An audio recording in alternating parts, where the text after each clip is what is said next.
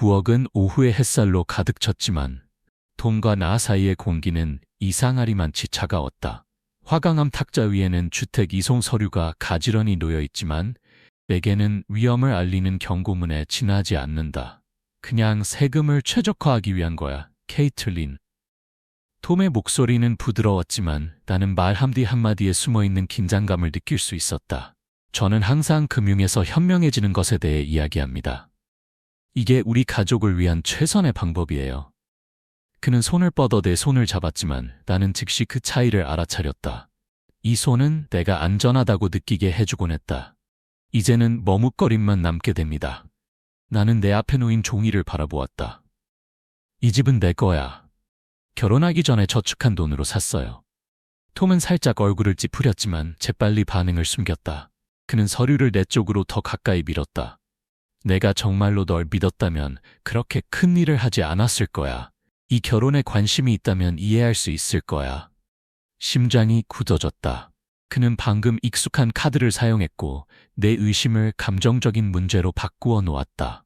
그러나 나는 쉽게 움직이지 않는다. 저녁 식사 후 톰이 샤워를 하러 갔을 때 나는 여전히 신문에서 눈을 떼지 않은 식탁에 혼자 앉아 있었다. 그 편지들이 내 눈앞에서 춤을 추는 것 같았다. 나는 쉽게 속는 여자가 아니다. 의사로서 저는 문제가 재앙으로 번지기 전에 문제의 징후를 인식하는 데 익숙합니다. 최근 톰은 변했다. 그는 마케팅 회사에서의 일이 그 어느 때보다 바쁘다고 언급하면서 종종 지각했습니다.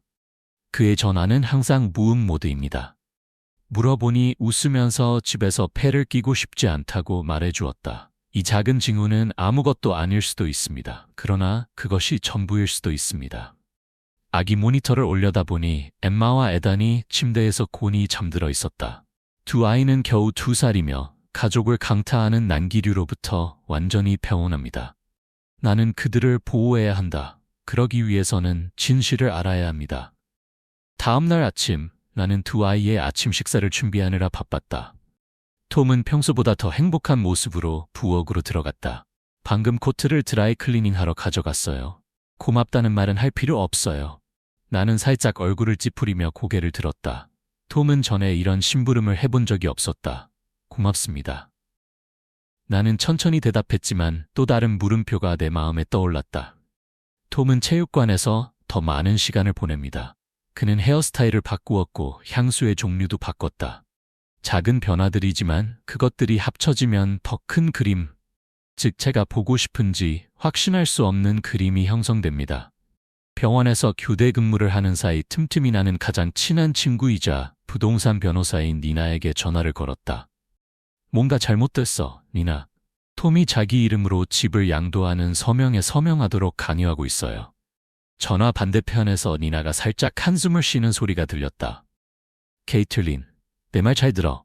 혼전 재산을 개인의 이름으로 이전하는 것은 세금 혜택이 전혀 없습니다. 만약 그가 그걸 요구한다면 그는 분명 자신만의 계획을 가지고 있는 것이다. 창자가 조여오는 것을 느꼈다. 어떻게 생각해? 나는 목소리를 작게 내며 물었다. 나는 당신이 절대 서명해서는 안 된다고 생각합니다. 그리고 그가 뭘 숨기고 있는지 알아내야 해. 그날 밤 나는 톰 곁에 누웠지만 잠이 오지 않았다. 응급실에서 내 직감이 몇 번이나 맞았을까? 환자는 가벼운 통증만 있는 것 같지만 더 심각한 일이 일어나고 있다는 것을 알 수 있습니다. 이제 제 결혼 생활에서도 그런 생각이 듭니다. 다음 날 아침 톰이 집을 나섰을 때 나는 전에는 생각하지 못했던 일을 했다. 전화번호가 목록에 여러 번 나타납니다. 나는 침을 삼키고 조회 웹사이트를 열었다. 데스티니 마르티네즈. 방 전체가 빙빙 도는 것을 느꼈다. 소셜미디어 검색에서 그녀를 만났는데 젊고 매력적인 소녀였는데 지난주 부동산 사무실에 다음과 같은 캡션과 함께 체크인했습니다. 새로운 챕터, 큰 변화가 다가오고 있습니다. 축복받은 느낌입니다. 내 안에 무언가가 폭발했다. 단순한 불륜이 아닙니다. 톰은 나를 배신했을 뿐만 아니라 나에게서 모든 것을 훔치려고 했다. 나는 숨을 깊이 들이쉬었다. 이제 그것에 대해 의심의 여지가 없습니다. 이제 내가 행동해야 할 때다. 나는 사무실 의자에 꼼짝도 하지 않고 앉아 있었고 내 핸드폰 화면에는 여전히 데스티니 마르티네즈의 프로필이 보였다. 톰이 지난 몇 달 동안 수십 차례 전화를 걸었던 그 어린 소녀였다. 새로운 챕터, 큰 변화가 다가오고 있습니다. 축복받은 느낌입니다. 부동산 사무실 앞에 서 있는 그녀의 사진 아래 캡션은 나를 매스꺼움으로 만들었다. 톰은 단순히 바람을 피우는 것이 아니라 새로운 삶을 준비하고 있었다. 그리고 그 삶은 저와 제 두 자녀가 없었습니다.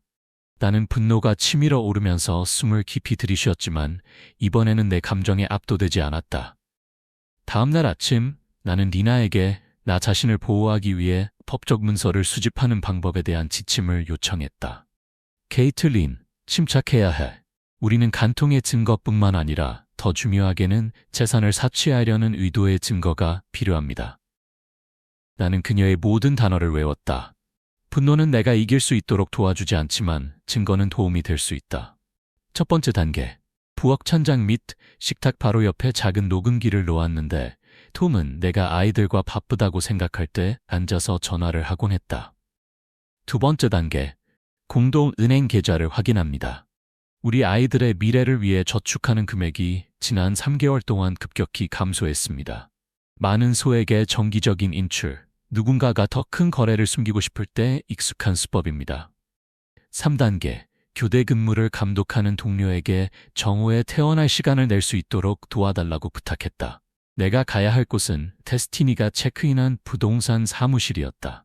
부동산 사무실에 들어서자 접수원이 미소를 지었다. 안녕하세요. 미리 약속이 있습니까? 나는 고개를 저었지만 내 눈은 탁자 위에 놓인 서류들을 재빨리 훑어보았다. 톰 밀슨이라는 친숙한 이름이 나타났습니다. 내가 말을 꺼내기도 전에 안에서 여자의 목소리가 들려왔다. 그는 이번 주말까지 서류에 서명을 마치겠다고 말했어요. 먼저 입금해야 할까요? 기다려야 할까요? 나는 그 자리에서 얼어붙었다.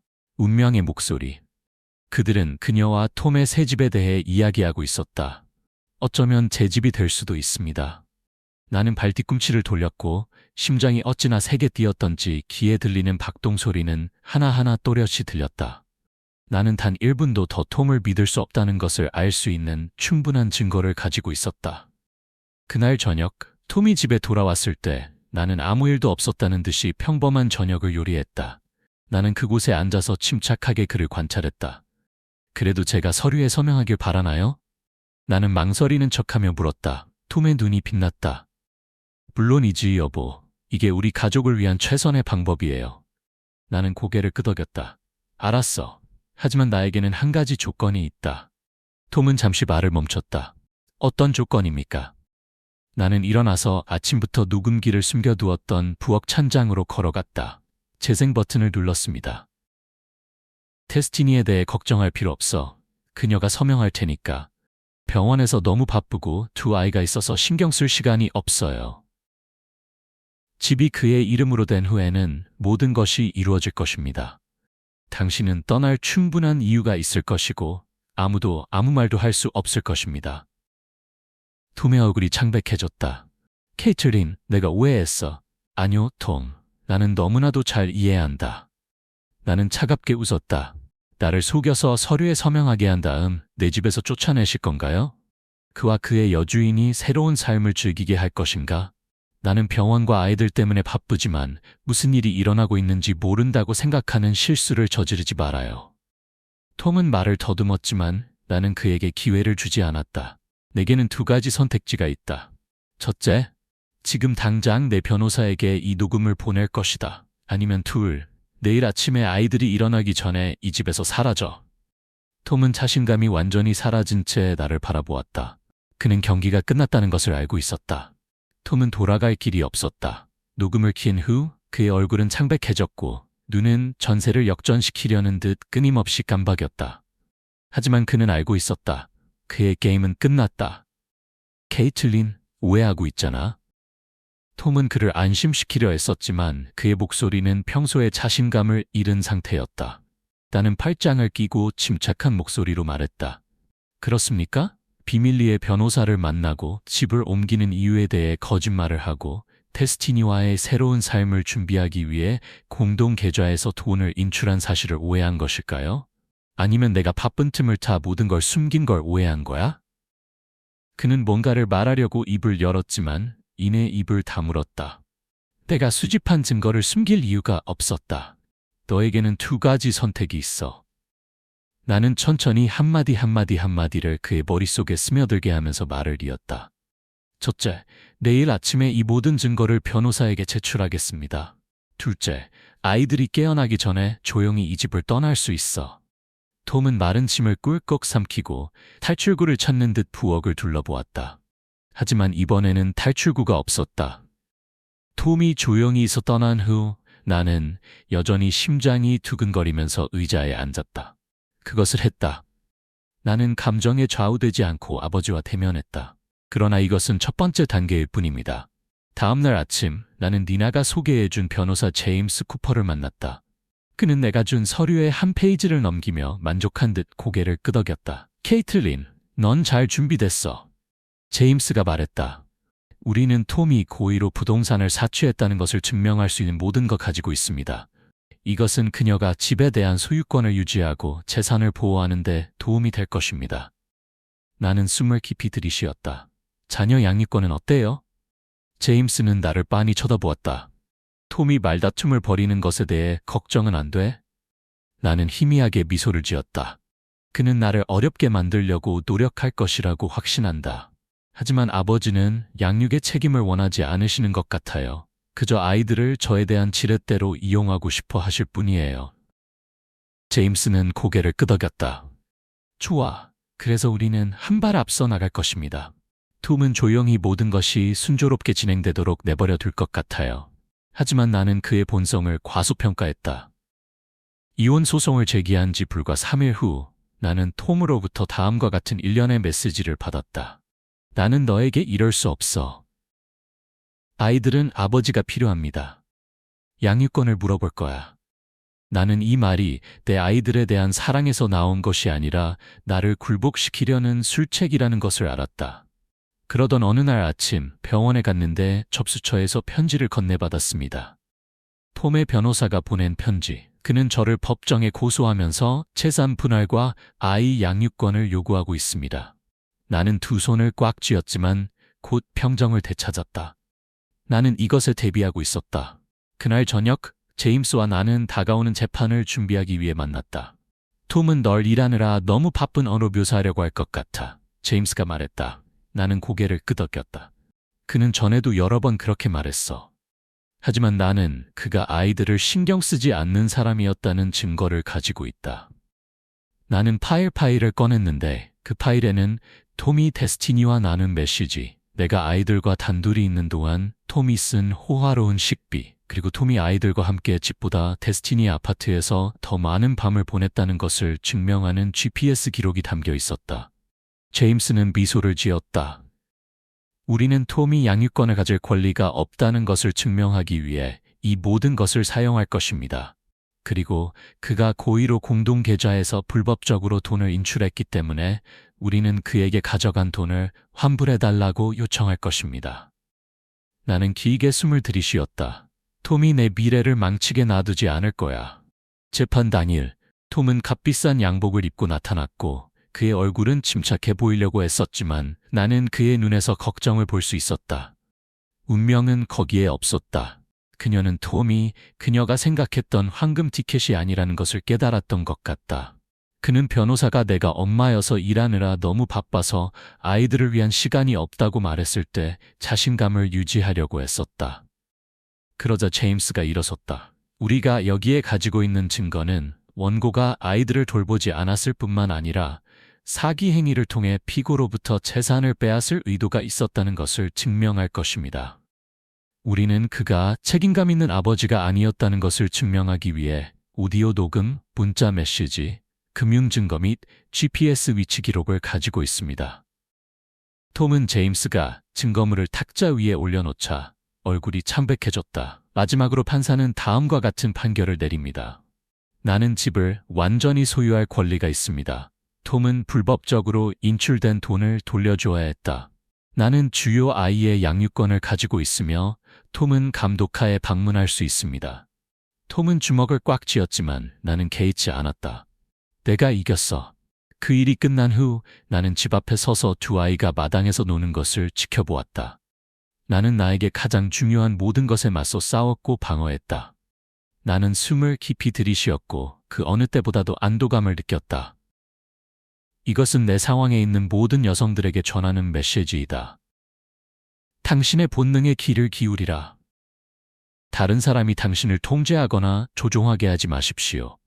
그리고 누군가가 당신의 것을 빼앗으려 한다면 끝까지 싸워라. 케이틀린에게 해주고 싶은 조언이 있나요? 당신의 생각을 남겨주세요. 톰은 여전히 진실을 받아들일 수 없다는 듯 긴장한 얼굴로 법정 밖에 조용히 서 있었다. 그는 패배했다. 나는 법정을 걸어 나와 숨을 깊이 들이쉬었고 가슴에 안도감이 밀려드는 것을 느꼈다. 나는 가장 중요한 것, 즉 내 집, 내 양육권, 그리고 내가 싸워서 쟁취한 자유를 지켰다. 하지만 나는 톰이 내 인생을 조용히 떠나지 않으리라는 것을 알고 있었다. 케이틀린. 계단을 내려가는 내 뒤에서 그의 목소리가 들렸다. 얘기를 나눠야 해. 나는 뒤를 돌아보며 눈을 돌려 그를 똑바로 쳐다보았다.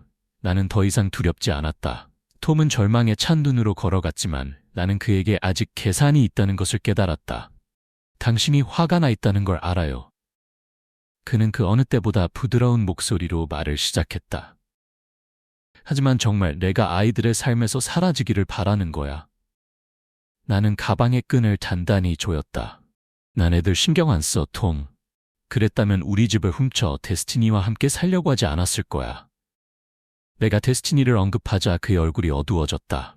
그녀는 그가 아무것도 가지고 있지 않다는 것을 알고 그를 떠났음에 틀림없다. 내가 실수를 했어. 인정해.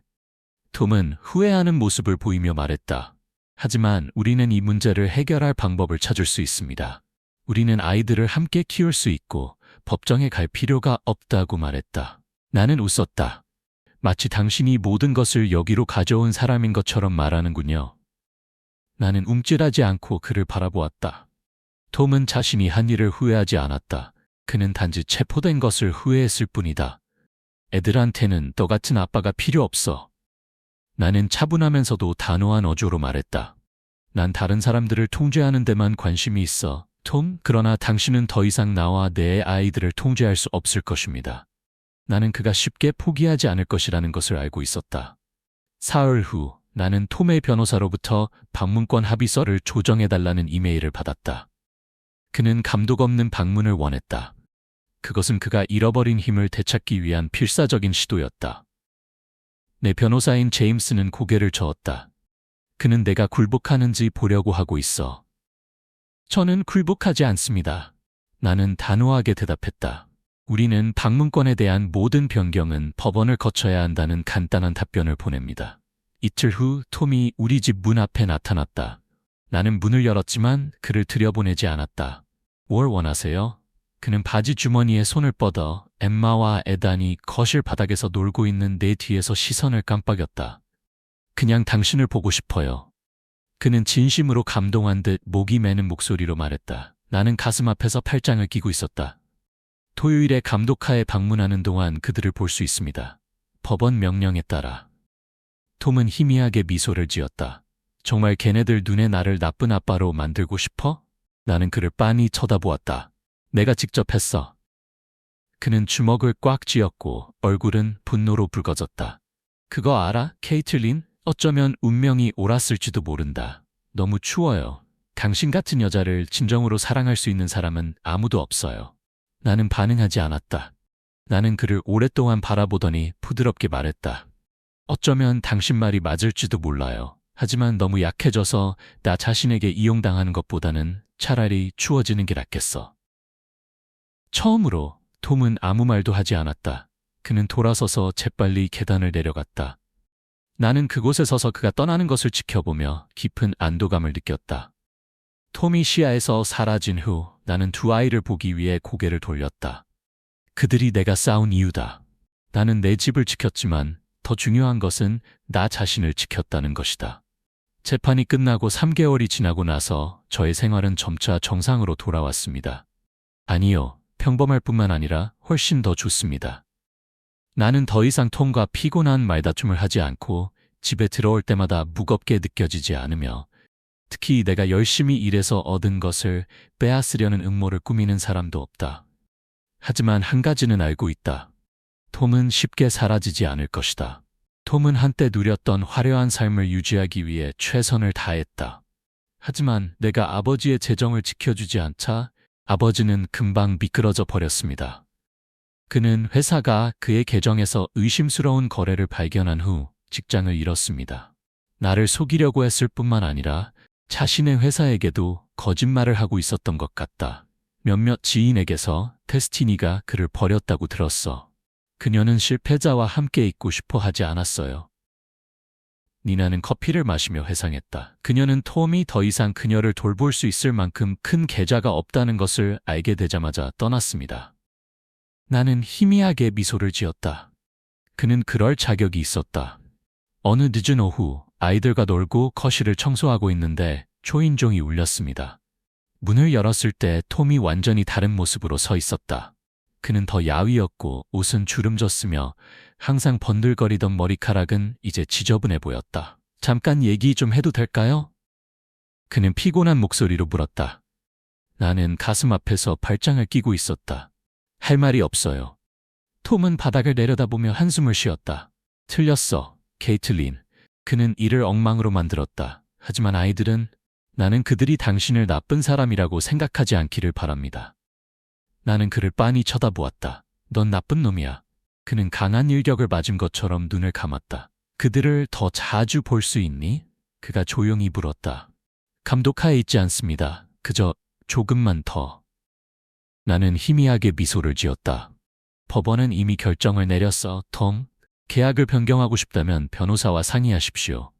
그의 눈에는 분노가 서려 있었지만 나는 그가 더 이상 싸울 수 있을 만큼 강하지 않다는 것을 알 수 있었다. 그는 고개를 끄덕이고 한 걸음 물러섰다. 그게 네가 받을 자격이 있는 거라고 생각해. 나는 그가 돌아서서 낡은 차로 돌아가는 것을 지켜보았다. 톰은 더 이상 내가 알고 지내던 그 강하고 자신감 넘치는 사람이 아니었다. 그는 자신의 손으로 자신의 인생을 망쳐놓았다. 톰이 떠난 후 나는 문을 닫고 두 아이가 있는 집으로 돌아갔다. 그것이 가장 중요한 것입니다. 나는 이른 아침 조깅을 하러 가고 전에는 시간이 없었던 요가 수업을 듣는 등 나 자신을 돌보는데 더 많은 시간을 보내기 시작했다. 병원에서의 경력도 발전했습니다. 아무도 내가 한 번에 모든 것을 할 수 없다고 말하지 않습니다. 니나는 또 데이트할 수 있을까? 라고 놀렸다. 나는 웃었다. 그럴지도 모르겠지. 하지만 지금은 자유를 만끽하고 있습니다. 내 인생을 완성하기 위해 남자가 필요한 건 아니야. 저는 제 힘으로 설 수 있다는 것을 배웠습니다. 이혼 재판이 있고 1년 후 나는 현관에 앉아서 두 아이가 마당 앞 잔디밭에서 노는 것을 지켜보고 있었다. 더 이상 톰에 대한 악몽은 없습니다. 더 이상 갇힌 느낌이 들지 않습니다. 나는 완전히 자유로웠다. 그러나 자유는 단지 누군가를 떠나는 것만이 아닙니다. 진정한 자유는 그들 없이 삶을 사는 법을 배우는 것입니다. 이혼 후 나는 인생을 재건하겠다는 목표를 세웠다. 나는 몇 년 만에 처음으로 2주간의 휴가를 냈다. 나는 에머와 에단을 캘리포니아로 데려갔고 그곳에서 우리는 해변에서 긴 하루를 보내고 모래성을 쌓고 오랫동안 누리지 못했던 평화를 만끽했다. 누군가를 기쁘게 하려고 할 때 더 이상 스트레스를 받지 않습니다. 저와 아이들만 있을 뿐이었는데 작지만 행복한 가족이었습니다. 휴스턴으로 돌아왔을 때 나는 새로운 에너지의 원천을 느꼈다. 나는 사무실을 더 큰 사무실로 옮겼고 병원에서 일을 계속했으며 잊고 있던 취미에 시간을 바쳤다. 매일 아침 일찍 조깅을 시작했고 주말에는 요가 수업을 듣고 어렸을 때부터 항상 하고 싶었던 그림 그리기도 했습니다. 인생이 항상 쉽지만은 않습니다. 두 자녀를 둔 싱글맘이 되는 것은 쉽지 않습니다. 하지만 몇 년 만에 처음으로 내가 정말 살아있는 것 같았다. 나는 더 이상 톰에 대해 많이 생각하지 않는다. 하지만 그렇다고 해서 그가 완전히 사라진 것은 아니었다. 어느 날 저녁 아이들을 재우고 있는데 전화기에 예전 번호가 걸려왔다는 메시지가 울렸다. 케이틀린, 미안하다고 말하고 싶어요. 내가 너를 다치게 했다는 걸 알고 있고 정말 후회하고 있어. 언젠가 나를 용서해 주길 바란다.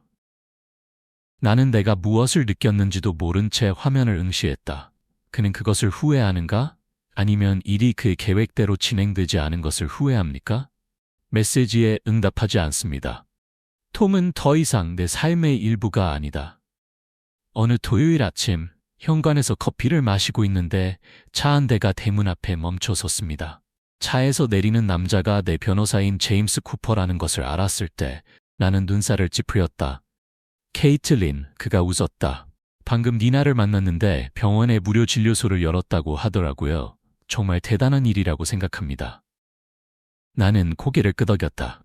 제가 오랫동안 소중히 여겨온 프로젝트, 즉 비혼모를 위한 무료 건강관리 프로그램입니다. 제임스는 나를 오랫동안 쳐다보더니 말했다. 이게 좀 무리일 수도 있다는 건 알지만 커피 마시러 갈래? 나는 놀랐지만 곧 웃었다. 오랜만에 처음으로 두려움 없이 누군가에게 마음을 열 수 있을 것 같았어요. 알았어요. 내가 대답했다. 미래가 어떻게 될지 모르겠습니다. 하지만 한 가지는 확실히 알고 있습니다. 저는 제 자신을 다시 찾았습니다. 그날 아침 제임스가 커피를 마시러 가자고 했을 때 나는 몇 초 동안 생각했다. 마지막으로 데이트한 게 언제였지? 내가 톰을 처음 만났을 때, 내가 사랑에 대한 믿음으로 가득 찬 여자였을 때. 하지만 나는 더 이상 그런 소녀가 아니었다. 나는 엄마이고 의사이며 충격적인 결혼 생활에서 막 벗어난 여성이다. 나는 더 이상 단순한 로맨스를 믿지 않는다. 그러나 제임스는 톰이 아니다. 그리고 아마도 나는 기회를 가질 자격이 있다. 우리는 따뜻한 나무 의자와 크로와상 냄새가 나는 작은 카페를 선택했습니다. 제임스는 서두르지 않았고 깊은 인상을 주려고 하지도 않았다. 그는 단순히 나에 대해 물었다. 제가 짓고 있는 무료 클리닉에 대해, 병원에서 하는 일에 대해, 엠마와 에단에 대해 말이죠. 그는 자기 자신에 대해 너무 많이 말하지 않지만 나는 제임스가 단지 좋은 변호사가 아니라 좋은 사람이라는 것을 오래전부터 알고 있었다. 정말 많은 일을 겪었잖아요. 제임스가 커피를 한 모금 마시며 말했다. 정말 존경스럽습니다. 나는 미소를 지었다. 다른 선택의 여지가 없다고 생각해요? 제임스는 고개를 저었다. 아니요, 누구에게나 선택권이 있어요. 당신은 강력하게 선택했습니다. 그의 말에 나는 침묵을 지켰다. 나는 이런 식으로 생각해 본 적이 없다. 나는 항상 내가 해야 할 일을 해왔지만 어쩌면 그렇다. 나는 강하게 선택했다. 그 커피 세션 이후 나는 새로운 관계에 뛰어들기 위해 서두르지 않았다. 나는 계속해서 일에 집중하고 아이들과 시간을 보내고 내 자신의 삶을 즐긴다. 하지만 제임스는 여전히 그곳에 있었다. 그는 강요하지도 요구하지도 않는다. 단순히 선물하십시오. 가끔씩 그는 나에게 메시지를 보낸다. 오늘 아침 커피는 어때? 엠마는 아직도 잠자리에 들기 전에 이야기 읽는 걸 좋아해? 제가 클리닉을 도와야 할까요? 사소한 일들. 하지만 그들은 내가 얽매이지 않고 보살핌을 받고 있다는 느낌을 갖게 해줍니다. 어느 날 아내가 열이 났을 때 나는 밤새도록 아내 곁을 지켰습니다. 다음 날 아침 나는 제임스로부터 메시지를 받았다. 커피 좀 가져다 줄래요? 문 앞에 두고 바로 떠나겠다고 약속합니다. 나는 내 품에서 곤히 잠들어 있는 엠마를 보며 미소를 지었다. 어쩌면 이것이 바로 사랑이 시작되는 방법일 것입니다. 현란한 약속이 아니라 작고 진실한 행동으로. 나는 거울 앞에 서서 남색 드레스를 고쳐 입었다. 몇 년 만에 처음으로 나는 책임감이나 압박감 때문이 아니라 내가 정말로 원했기 때문에 데이트를 준비했다. 제임스와 나는 몇 달 동안 이야기를 나누고 함께 걷고 엠마와 에단과 함께 공원에서 놀았다. 그는 서두르지 않았다. 그분은 내가 다시 신뢰할 수 있는 시간을 주셨다. 그리고 오늘 처음으로 저는 준비가 된 것 같습니다. 제임스는 나를 호숫가에 있는 작은 식당으로 데려갔다. 호화로운 곳도 아니고 자랑할 곳도 아닙니다. 그저 따뜻하고 조용한 곳, 내가 숨을 쉬고 느낄 수 있는 곳이었다. 우리는 일에 대해, 읽을 시간이 없었던 책에 대해, 내가 잊고 있던 꿈에 대해 이야기했다. 있잖아. 제임스가 잔을 탁자 위에 내려놓으며 말했다. 나는 강하다는 건 절대 쓰러지지 않는 거라고 생각했었어. 하지만 그녀를 보면서 깨달았습니다. 강해진다는 것은 언제 일어서야 하고 언제 놓아야 하는지를 아는 것이다. 나는 심장이 뛰는 것을 느끼며 그를 바라보았다. 처음으로 방어할 필요가 없다는 느낌이 들었다. 나는 아무것도 증명할 필요가 없다. 나는 오직 나 자신일 수 있다. 제임스가 나를 집으로 데려갔을 때 그는 서두르지 않고 더 이상 아무것도 주지 않았다. 그는 그저 미소를 지으며 부드럽게 말했다. 당신의 삶에 들어올 수 있는 기회를 주셔서 감사합니다. 나는 다시 사랑에 빠질 수 있다는 것을 알았다. 하지만 이번에는 내가 선택한 방식으로 사랑에 빠질 것입니다.